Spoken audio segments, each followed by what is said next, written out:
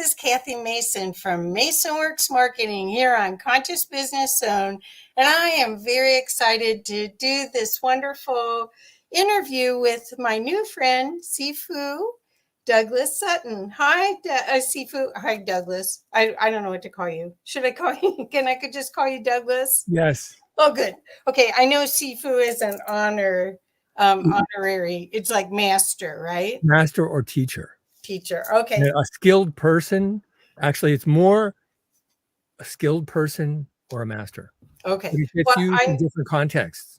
Well, I know you're going to be humble about everything, but I'm going to be engaging and encouraging you to be a little bragging so that people can get an idea of the benefits that your knowledge and your experience can give them on their path through all these changing times, where they can definitely find, they can reduce their suffering and find some peace. So, okay, so let's find out, how did you get into your training? Because you've been doing this a long time. How did you get started training to learn esoteric knowledge, esoteric energy knowledge, and healing knowledge?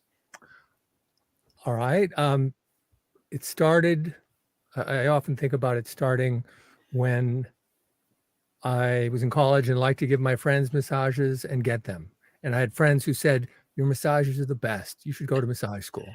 So I decided, I'll do that because I like this and I'm just doing it from intuition.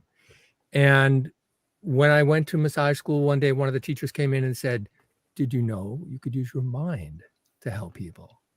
And I had no idea about energy healing, consciousness healing, anything like that. And I went, really? And one of my classmates who I'd been talking with a fair amount turned around and whispered, that's my job. So in my class, it was a consciousness or energy healer. And she started teaching me how to sense people's energy, how to send healing energy, introduced me to a powerful teacher from Sri Lanka. And that kind of started the journey. And over many years, I studied a little bit here and there with different teachers. And perhaps really as a kid, I'd always thought, I want to help people. Why is the world like this? It seems a little strange. People don't get along that well often. And what could I do? So over the years, I studied from different teachers a little bit here and there. And then it wasn't until the 90s that I was doing a lot of yoga, going out and seeing other spiritual teachers. And I decided I really wanted to increase my ability as a healer. I had been doing healing work. And so I started looking for a high-level teacher to study with and asked many people. Some guided me to someone who said they had met many healers, teachers, masters over 20 years. And the most powerful healer of them all was this enlightened Chinese Buddhist master. So I went and saw him at his temple. I wasn't very sensitive at the time, so I didn't have a aha experience right away. But I saw him doing miraculous healings. I saw other people who would go into meditation and have profound experiences right away. And so I was like, this looks good. And so I studied with him. I took one workshop and got an empowerment for the hands to open up, the healing light to come out. Cool. And me and almost everyone in the class felt an enormous increase in the energy coming through us, the light coming through us, and our ability to help people. So wonderful. That was the beginning. And so how long ago was that? Was that 40 years, 30 years ago? In the year 2000. 2000. Oh, so no, not that long ago. Really? 20 years, a little over 20 years ago. Oh, okay. So that's how long I've been doing this too. So how has the energy changed with the earth changes? Are you finding that you can harness more chi right now with all the changes on the earth? I would say kind of practices I do and I teach, the more I practice, the more it opens up my channels, and it opens up me to be a conduit of healing, divine healing light, divine consciousness, and my teacher and the masters and the Buddhas. So over time, my ability to help people increases. People see my teacher and experience him as they meditate, and so it's opening up. Everything is coming through more and more, and as you said, things are opening up in the world, even in the midst of all the challenges.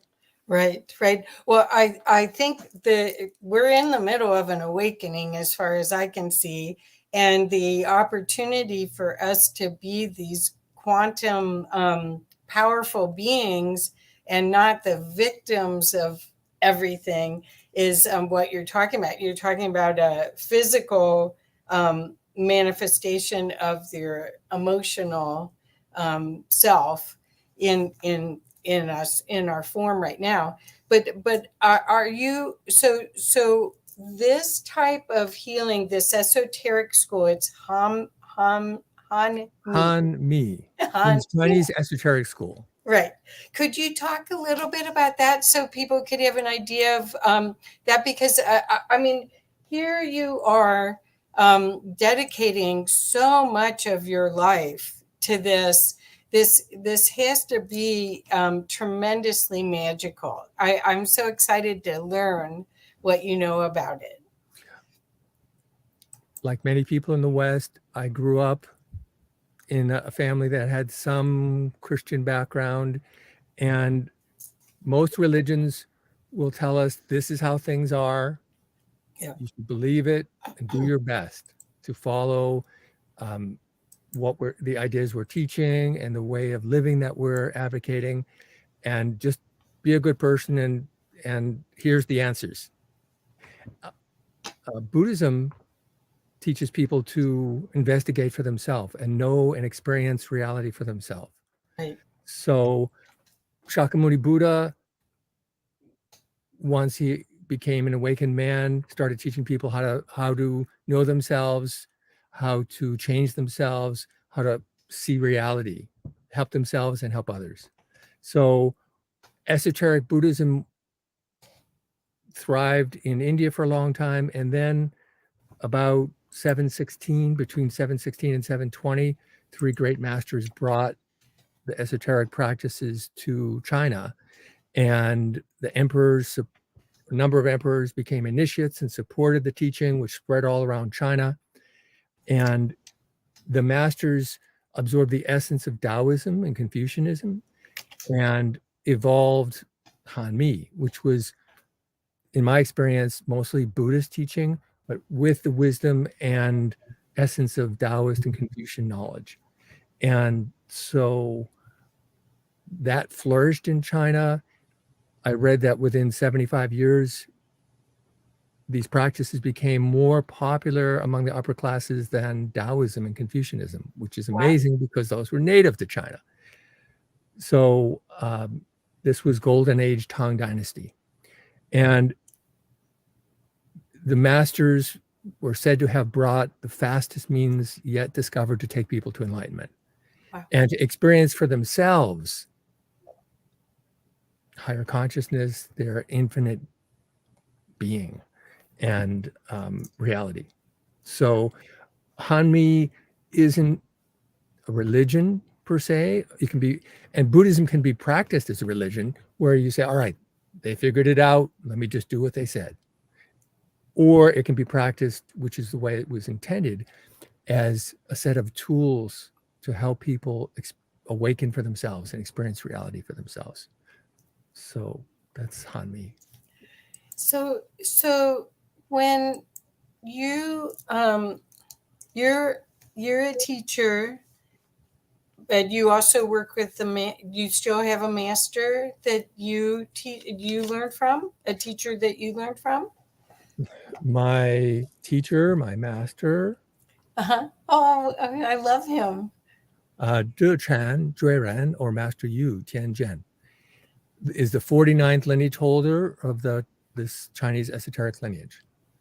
And So he is actually passed and is a young boy in China somewhere. However, at his level of awakening as a fully enlightened Buddha, as one person I know in China said, anyone who understands knows that our master did not die. He just changed clothes, Right. changed bodies. Right. So when I teach people and when I'm out healing, often people will see him, or they see him when they're meditating and he comes and works with them. He sees them in their people see them in his dreams or their dreams. So he's there with us everywhere and still. Yeah, no, he looks familiar. Doesn't he? I mean, there's something about him. Versus, I used to run a spiritual healing group in Boulder called the Bruno Gurning Circle of Friends. Mm-hmm. And Bruno was alive from 1906 to 1959. And I was a community leader. So I would, every 3 weeks, we'd have a meeting with his big picture and everything. And he definitely, that energy was, it was a portal to the divine, just like I imagine your picture is for you. Yes.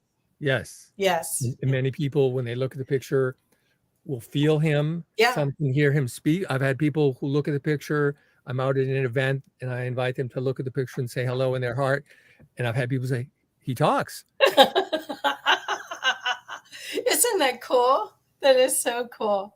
And so it's such a divine match for you too, that you found this esoteric teaching that magnified what you already knew and took you on a path where you could teach others and be in service to the community of mankind during these changing times. Because I really do think that that's the reason you're doing well. I don't know you very well, but I think that's your dharma, where you're in service to empower and to reduce suffering. I think that I don't know how to put it because our minds are on these racetracks. And so how do you get people? Is there a process where you teach them meditation first or breathing first, and then work with them to grow into the knowledge? Good question. There are two, or depending who you speak with, three main approaches in Buddhism. One is called Theravada, and sometimes the open school, and they emphasize things like mindfulness, meditating on the breath, the emotions, the thoughts, as well as chanting mantras and reciting teachings, sutras. Mm-hmm. And it is said in that tradition that it can take eons to attain Buddhahood. So it's a very slow process of growing the Buddha.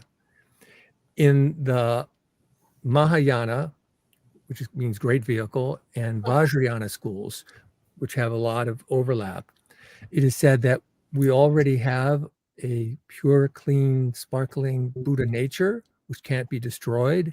And so what we're helping people do with mantra, visualization, empowerment from the masters is to experience the truth of who they really are. Perfect.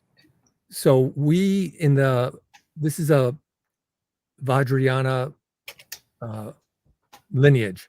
So we emphasize teaching meditations that quickly take people into the higher level experiences and so they can quickly move along the path of awakening and go into profound states of consciousness and realize for themselves all the great truths that all the masters of all the traditions have realized. Well, how do you help people experience those truths? Because it's one thing to know it here, but with the journeys from here to here, and I believe that that's, I just sense that that's your strength, is that Yes. you take them from here to here. Could you talk about that journey? I think this would be a good time to, as you said, let's go from that one place to the other place. And what if I'll guide a short meditation? Oh, that'd be great. And really, this, as I said, this is about experiencing for oneself.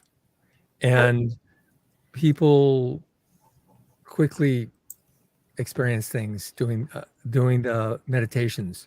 I'm going to guide a meditation that's from our Book of 33. It's like it's a manual. It's not a philosophy book.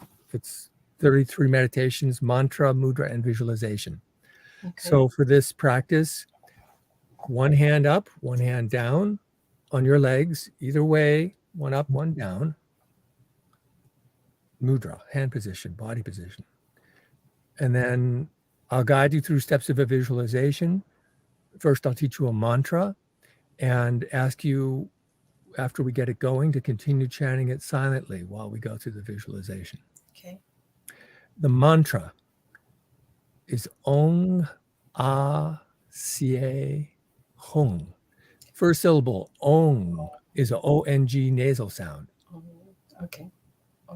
Ah. C-A. C-A. C-A. And then Hong is also a N-G nasal sound. So you can chant it with me out loud to get it going, and then continue chanting silently. Okay. Om Ah Sie Hong.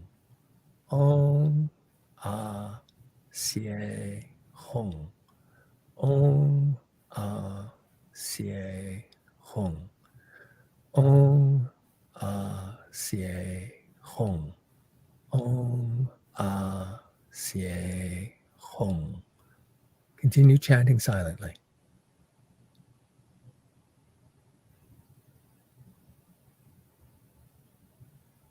Please visualize that you're sitting on a transparent lotus flower.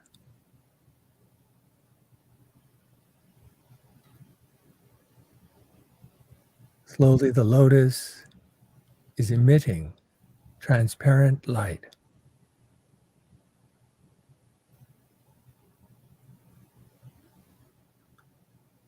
The light is becoming brighter.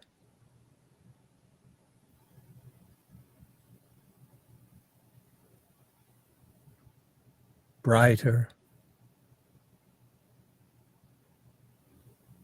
Brighter.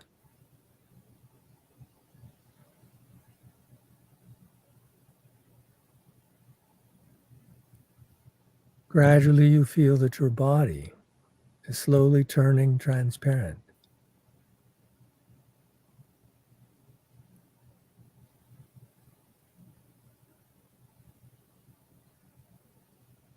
Turning transparent.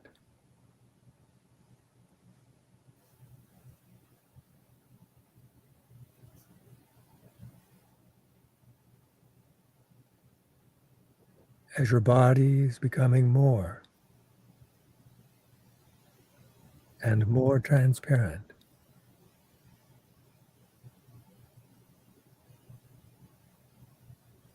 you feel that your body is also emitting transparent light.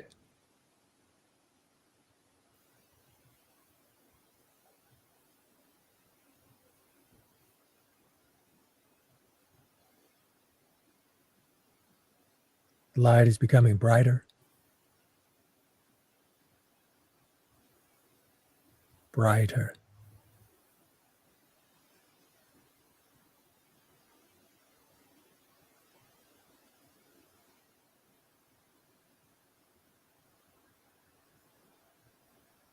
Now you sense that the light from your body and the light from the transparent lotus is gradually dissolving together into one body.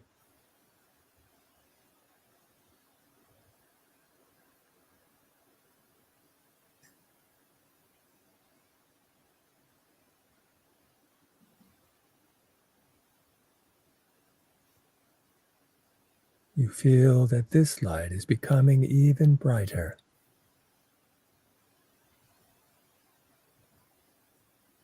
Brighter and brighter.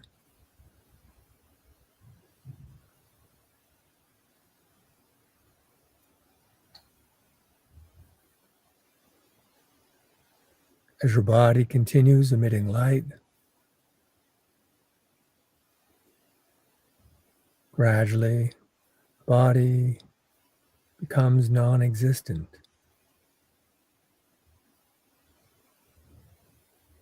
Exists no more. Only a very bright light still exists.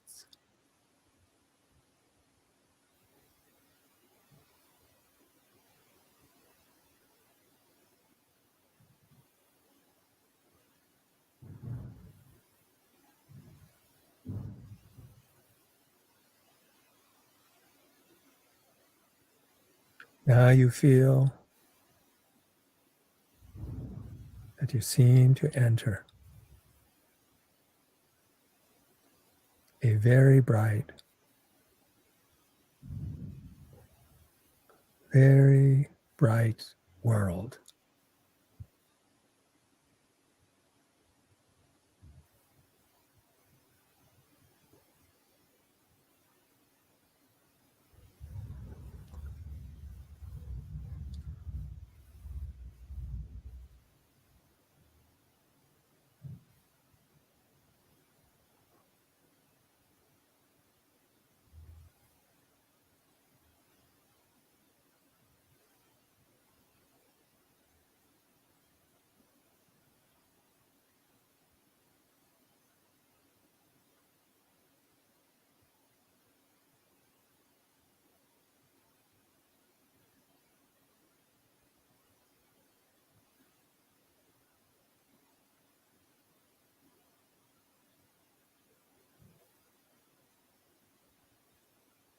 And when you're ready, you can open your eyes.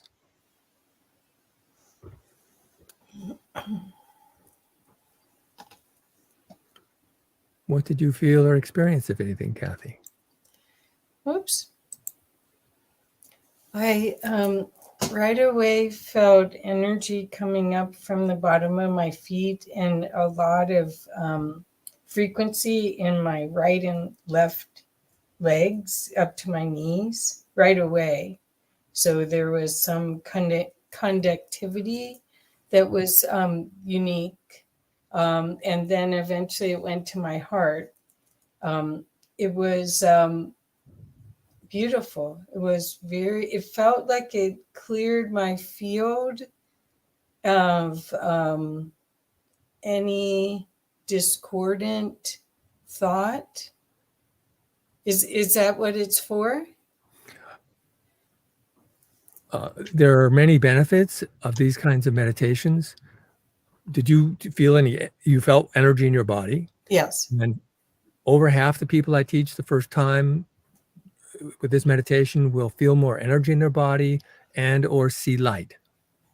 And it's turning up our inner light, Right. which helps heal the body, strengthen the body, opens the channels, opens wisdom, slows down aging, Yes. and more. Yes. People feel energized and relaxed and more stable all at the same time.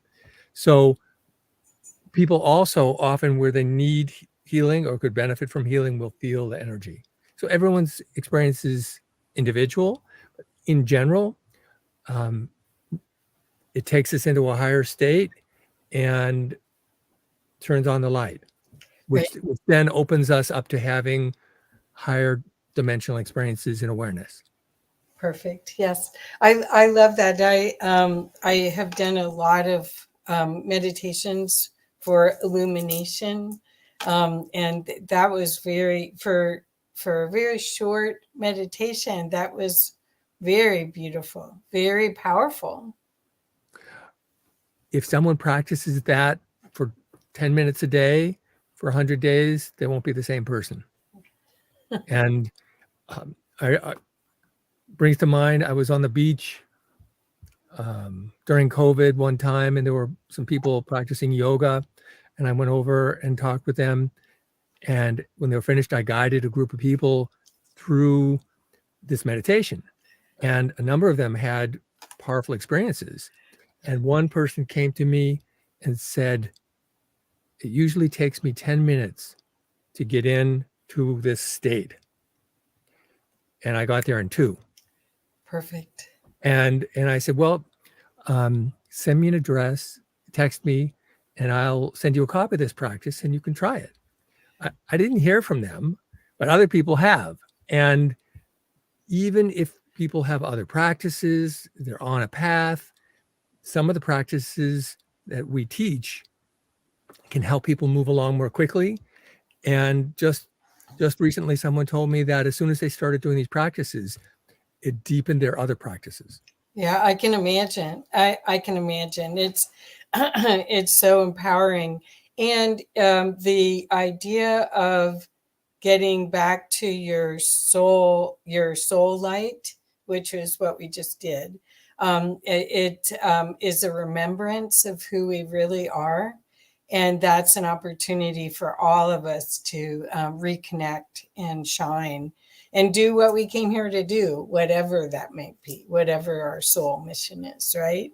Yes. And I'll mention in esoteric Buddhism, whether that's Mahayana or Vajrayana, one of the features of that are sometimes called deity yoga, or you can think of it's visualizing in a practice becoming one with an ascended master, a great realized being.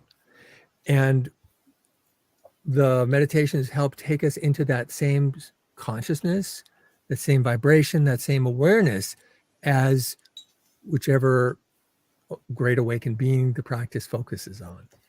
And at the same time, my teacher, Master Yu, said, the Buddhas are one. Mm-hmm. So it's that one consciousness. Right, right. And the oneness consciousness allows you to experience and fall in love with everything. How do you see, do you see this, this practice being taught in schools? What would be your heart's desire? Do you want children to learn it in Montessori school? I mean, do you have a big vision of your role in teaching this? I'm thinking sometime next year to start teaching this online. Oh. And 10 minutes a day. Anyone can come, no cost, and do the practice. And whoever is ready, whoever is drawn to it, whoever's friend says, you got to try this, let them experience it.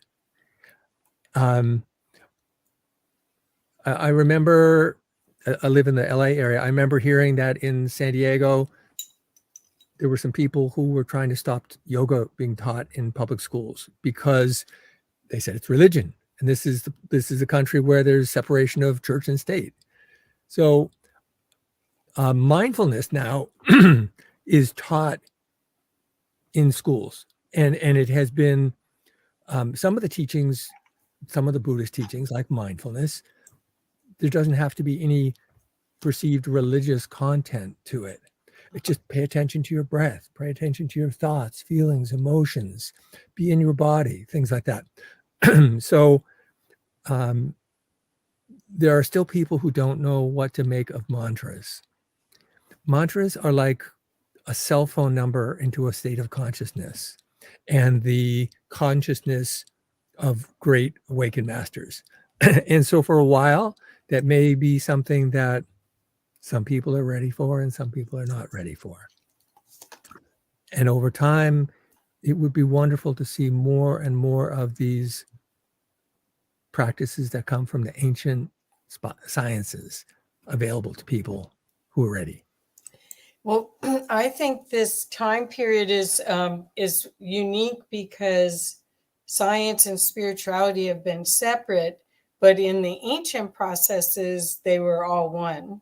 And so what's interesting is quantum physics is uh, is uh, is showing a lot of the integration points that your master had passed down.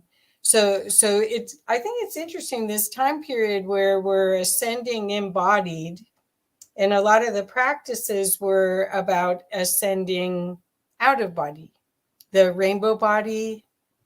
Could you talk a little bit about that? I mean, because how do you see that happening, where we are, it's more a soul body fusion that we're experiencing, I think, now, than the idea that we relinquish our car and get a new car.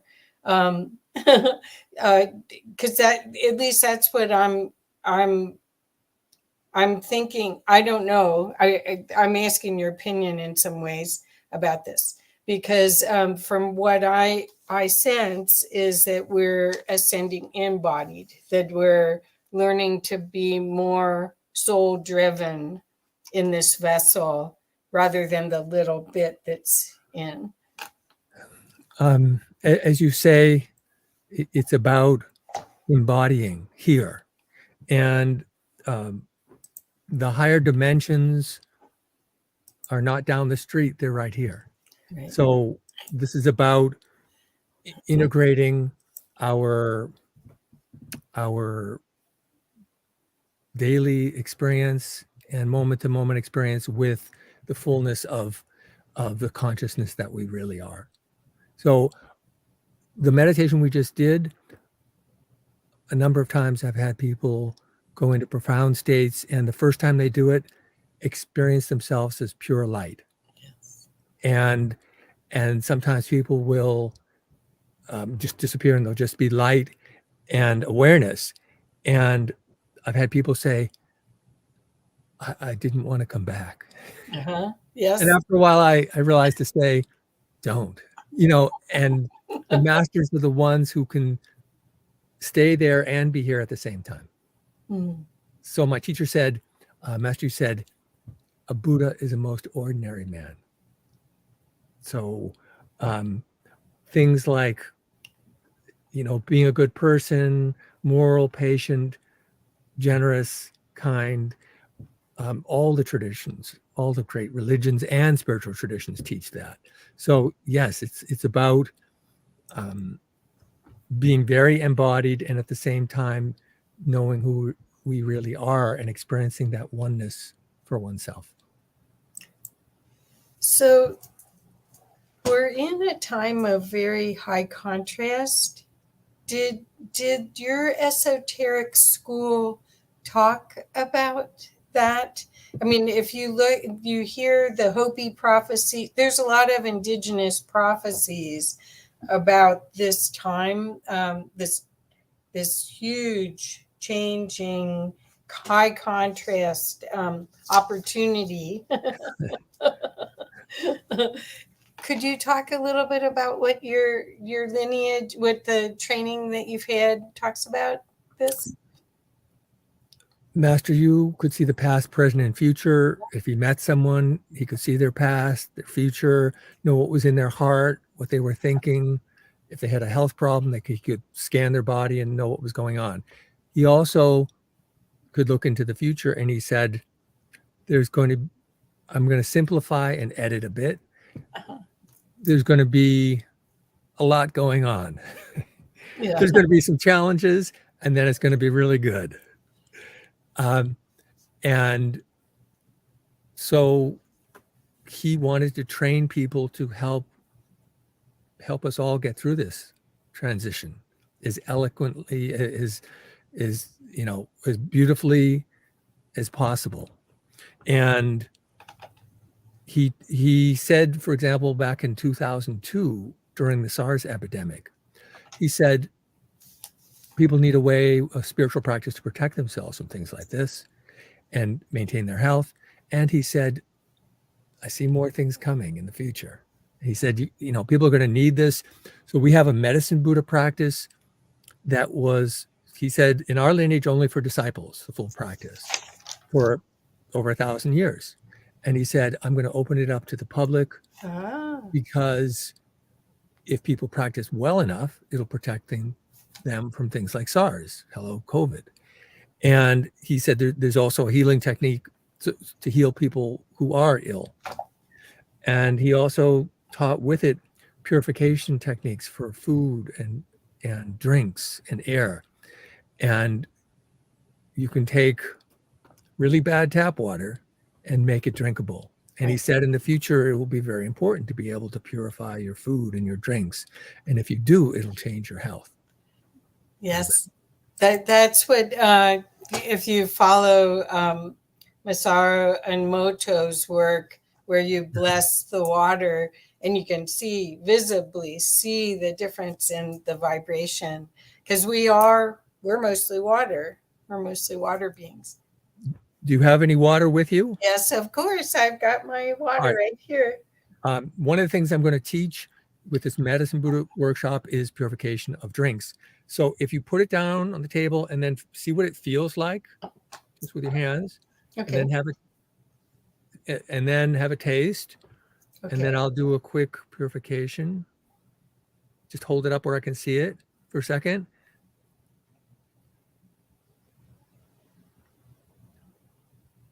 And then put it down and see what it feels like now.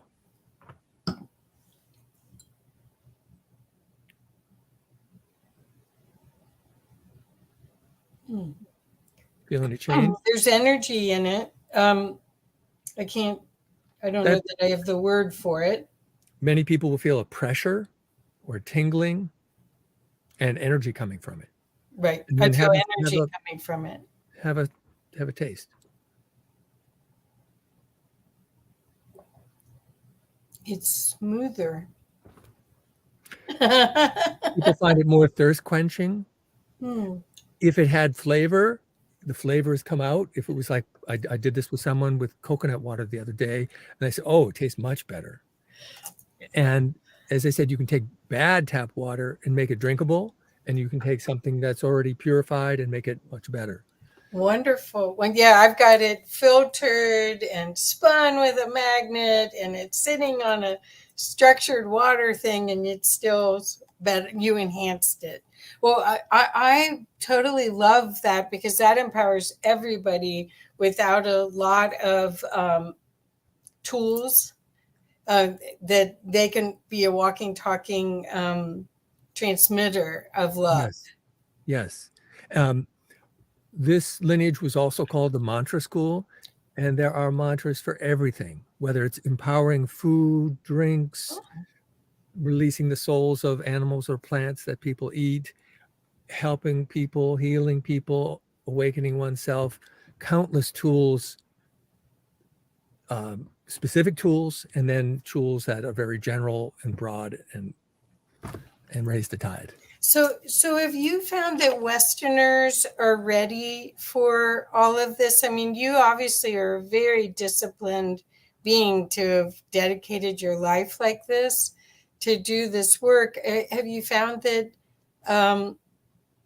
the Western culture is open and ready for this training? I had no idea personally that I would be doing anything like what I do today. So, and unlike a lot of people I teach, I wasn't very sensitive energetically. So it took a while for me to really start experiencing, seeing the light, feeling great amounts of energy, higher dimensional consciousness, things like that. However, many people immediately start to feel things that they've never felt, see or experience things they've never experienced. And for me, being around this great enlightened master, I saw everywhere he went that people would have miraculous healings, people who had no hope would have hope again, people who had been practicing various things for many years would have amazing transcendent experiences and take great spiritual leaps.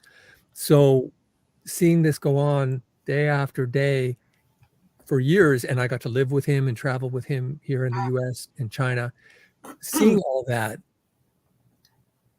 changed my reality, you could say, and understanding of reality. And as far as people coming to these practices and teachings, I can introduce people, and then it's up to them. And I can say that people who try that meditation that we just did and do it for a week or two, most people will start to feel a change. And people who stay with it for a month or 100 days, well, I've had people say, I'm not the same person I was when I started this. Thank you. Well, the thing is, I think meditation in general is necessary during these times, because if you're sensitive, you're tapping into global consciousness, and there is so much fear and pain in global consciousness. And I do feel that more and more people are getting empathic. And that's part of our evolution of our species right now. And I don't know, even self-talk, all of those things that go on behind the scenes. The only way that clearing that I know is to meditate, is to give it a rest, and then let your true essence communicate. Do you agree? Yeah, I agree. And most of your viewers are people who are familiar with the kinds of things you were just saying and experienced it. So we have the practices as you experienced will help clear and then open up and bring people into higher states and higher awareness. We have many practices for healing, clearing, spiritual protection, and then many ways, the healing techniques to help people beyond yourself.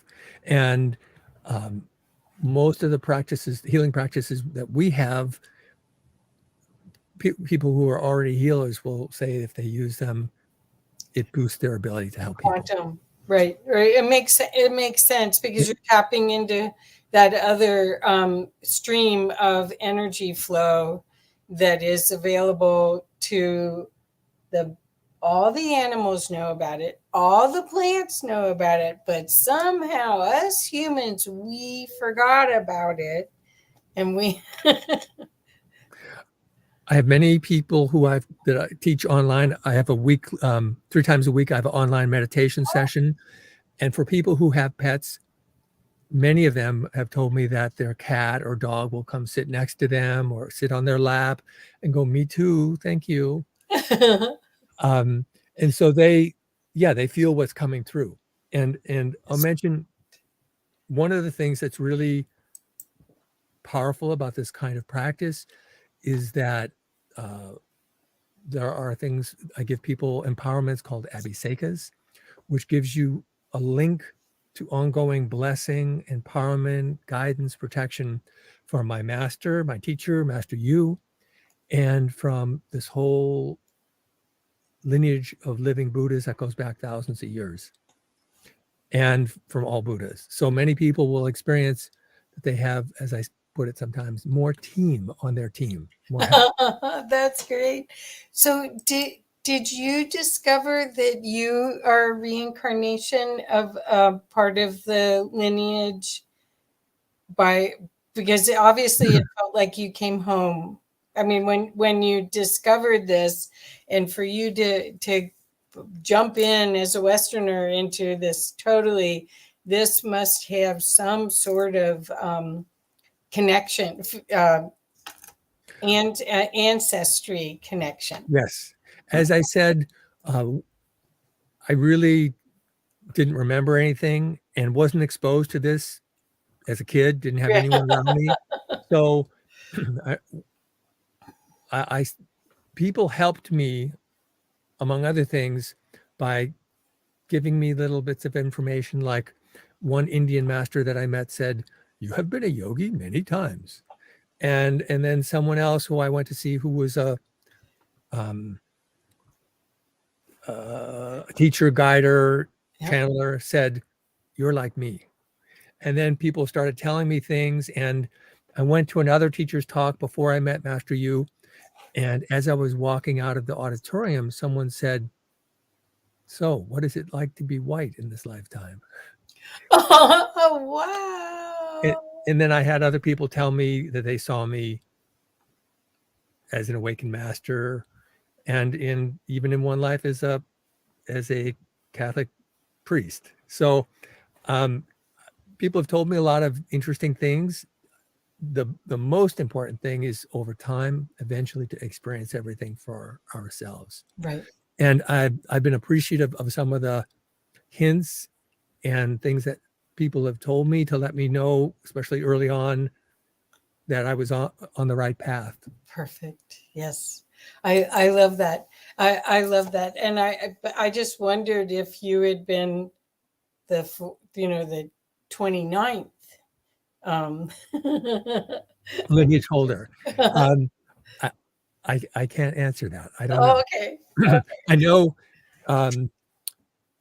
that I have had lives in China, Tibet, India, Mongolia, involved with these teachings and practices. And I haven't seen all the details. And if I did, some things you're not supposed to talk about too much. Oh, okay. I was with Master Yu one time early on. This is like second or third time I met him, and he looked around and he said, "You've all been with me at least 5 lifetimes." Oh, And I was, me too, and and then another time, you've all been with, it was a small group, and he said, "You've all been with me at least 7 lifetimes." So I don't know the exact roles that I played, but I know I've been doing this. And for all of us who are drawn to this, we've been doing this. We've been on the spiritual path for a long time, many lifetimes, most of us, and wishing everyone the joy of awakening and being able to help ourselves and help others. right. Oh, well, I think this is so beautiful that you are bringing a toolkit that is tried and true, that works for us as human beings to get back to the core essence of love and who we are, out of the head, go to the heart, Yes. and actually fully function from here. And I just want to thank you so much for your work. And do you want to talk a little bit about what you're going to be doing?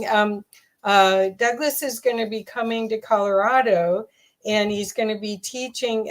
He's going to be teaching soon, actually. Yes.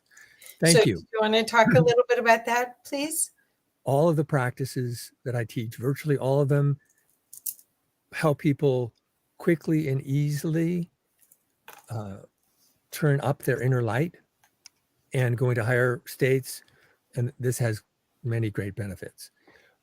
Specifically, I'll be teaching Medicine Buddha workshop, which, as I said, Master Yu said, I see things coming. You're going to need a practice like this.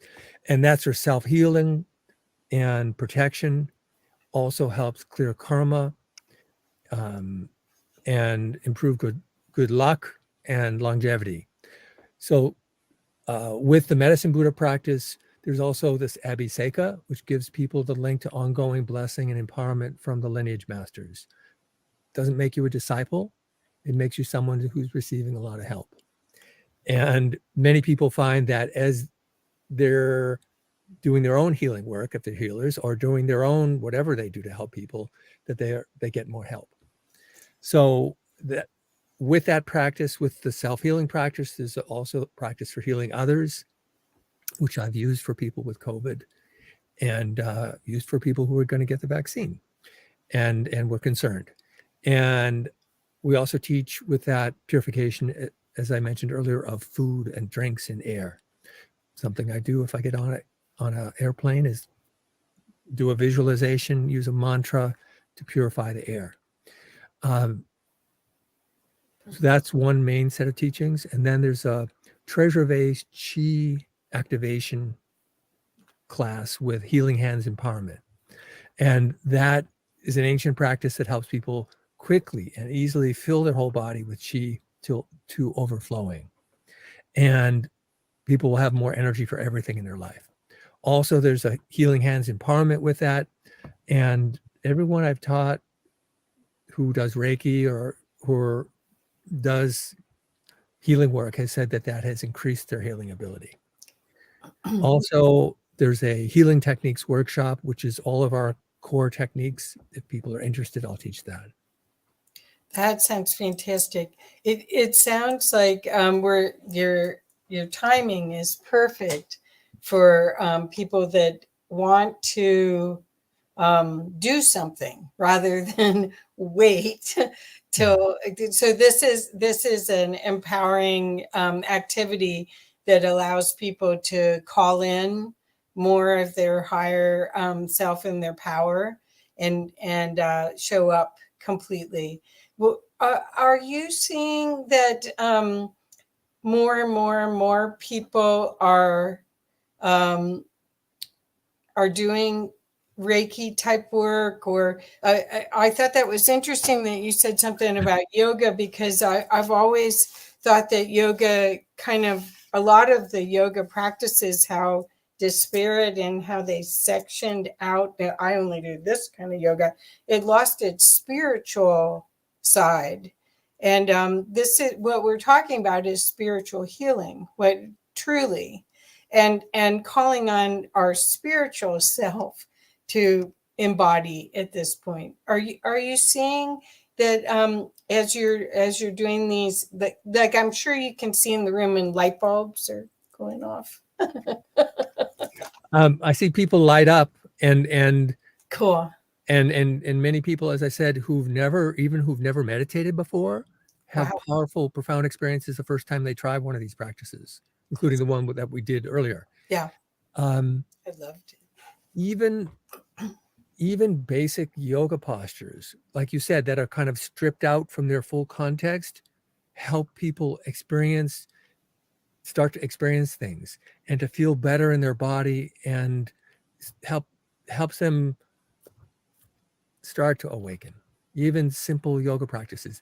These were considered to be the practices, the fastest way to move people along. So, yes, it would be a good thing if we're all in our heart. And these are all about helping people embody who we really are and awaken their, as the Buddhists would put it, their Buddha nature, which is that love and compassion and bliss. No matter what's going on. Well, I want to thank you so much for coming to Colorado and sharing this incredible opportunity to learn esoteric information that we, in our lifetime, I mean, what's the chance that we get to have this experience? It's not once in a lifetime, because you'll be back. But but it is, the expansiveness of it is a gift we can give ourselves and I our have loved found, ones. yes, thank you. I have found the practice is life-changing and beyond what I could have imagined. And people who do these practices, well, for example, I've had a couple of people this year who for 30 or 40 years were doing other spiritual practices. And once they tried one of these practices, boom, it took them to a whole new level. And both of those people said Master Yu works with them and talks with them regularly. Wow. So there is an opportunity for people, especially for people who've been practicing a long time already, something or things. There are opportunities for people to have really breakthroughs and profound shifts. And for people, some people, they just, who perhaps in their past lives haven't done a lot of this practice, they'll just say, I feel very comfortable. This is good. That's good. Well, They're both good. Well, see, I think that a lot of people are suffering from brain fog, where the chaos in the world is affecting their capacity to make decisions.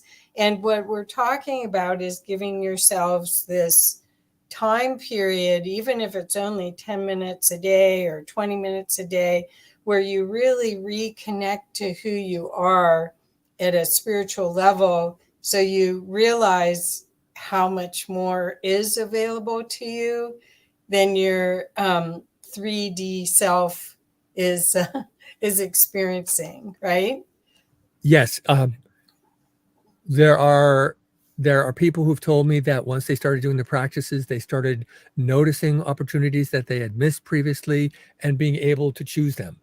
And so things were shifting quickly around them and for them and in them. And in addition to the teachings, there's going to be at least 2 just free lectures, free talks, and I'll guide a meditation, or actually probably a couple of meditations. And then I'm expecting to come back in January as well.